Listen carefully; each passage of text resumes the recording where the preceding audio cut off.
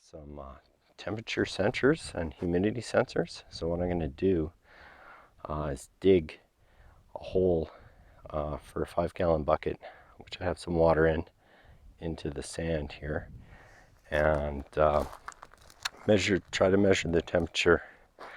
I'll monitor it with my iPhone app and measure the temperature day and night. So I think it takes a reading almost every minute. So I can download that to an Excel, and I can test whether my idea for using the ground as a heat sink without burying too far, but my idea is to put a lot of filled 5-gallon buckets in the ground, and I'm pretty sure I can't remember, I looked it up now, but something like 360 pounds each or something. They will take, maybe it was 3,600, I can't even remember, but they take a lot of weight.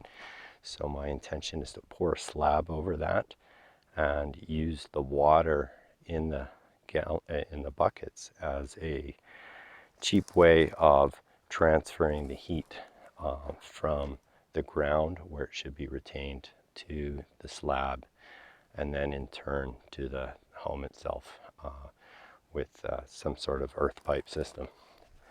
All right, let's get going. So here it is, but I actually went a bit deep. There's about I think it's a 5-gallon bucket. It looks a little smaller in the ground there. I got that free from Walmart bakery department, although they're not selling these things, or they're not giving them out free anymore, I guess, because I guess the state has mandated that there is a deposit on these containers so that they don't increase the amount of waste in the world. Anyway, I'm trying to get used ones. I'm trying to be resourceful. This piece of plastic was blowing around the motel I'm at, including this piece of foam. Got a box for a refrigerator. And anyway, in the pool water, they had the water shut off. Had a cold shower, then they shut off the water before I brushed my teeth this morning.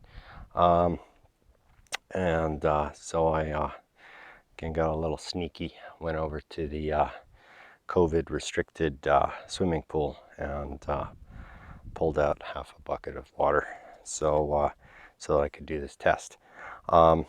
These temperature sensor things, I'm gonna wreck them. They're covered in dirt already. It's called Ink Bird on top of it.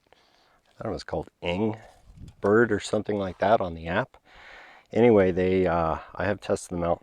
They're pretty successful. I've got a temperature probe from this system into the water. I bought these in Amazon, by the way.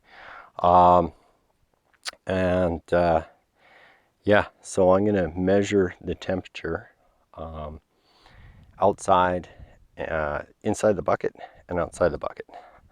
I will be covering the plastic to keep the dirt out, but I didn't want it, I wanted to keep it fairly tight because I want the native earth to be packed and in contact with the plastic bucket, so I can monitor the temperature correctly in there.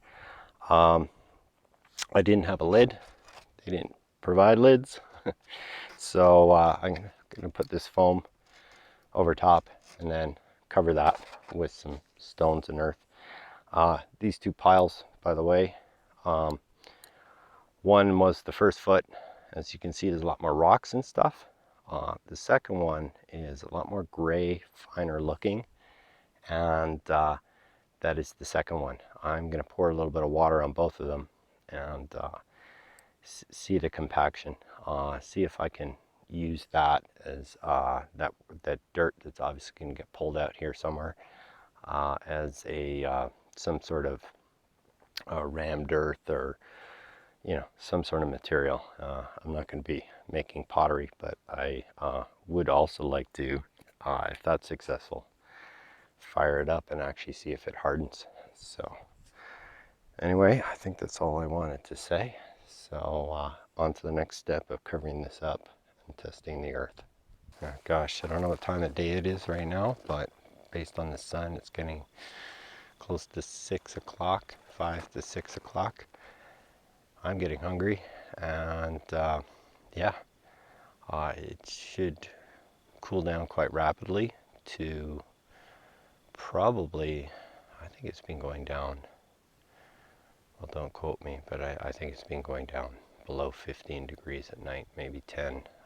And again, that's all in Celsius. I can't think in both either anymore. The sensors in the ground, one in the ground and one on the outside, so I can measure the temperature swing of the outside and the inside. And now I know it stays pretty cool in the earth, but the question is, that thing's only down about 15 inches, and is 15 inches going to be enough to have a significant thermal heat sink for the building itself? Will that be enough to passively cool and warm the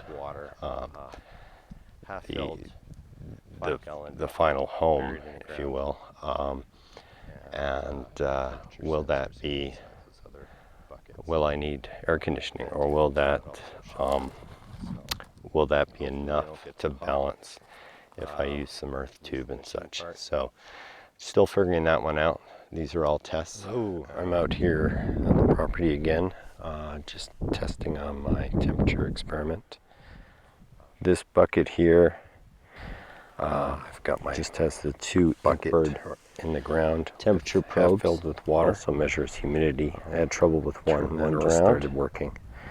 The bucket in the ground is covered with about 4 inches, 6 inches dirt, something like that.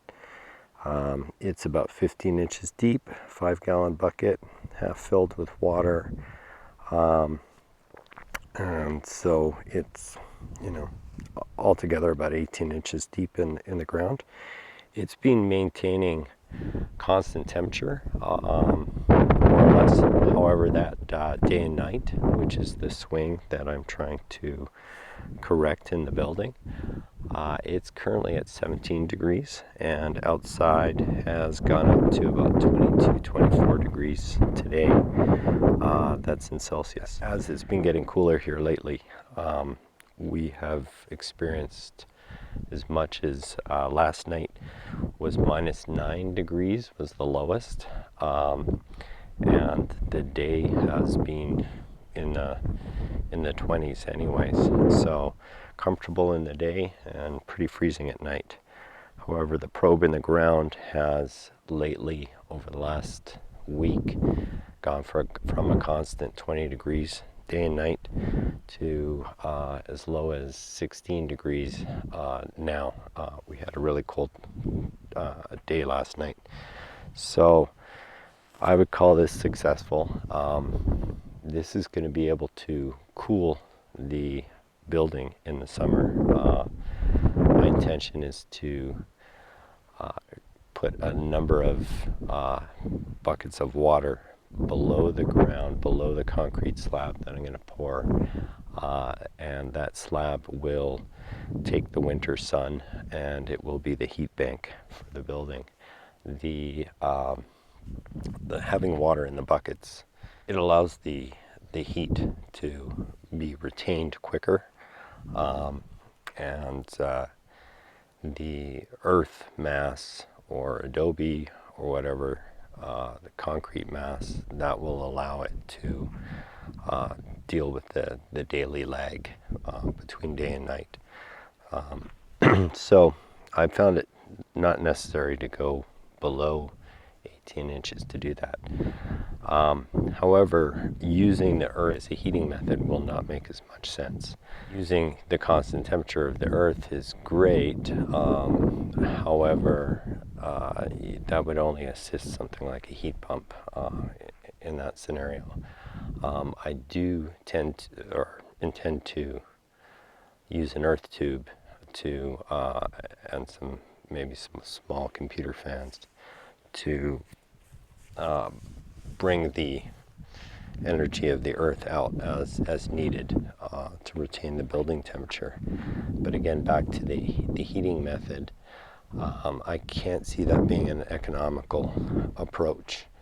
So what I'm intending on doing is using something like solar hot water for the heat source for the building.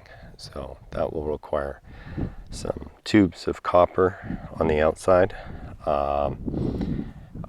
heating the water during the day from the solar radiation, which is really the most powerful form of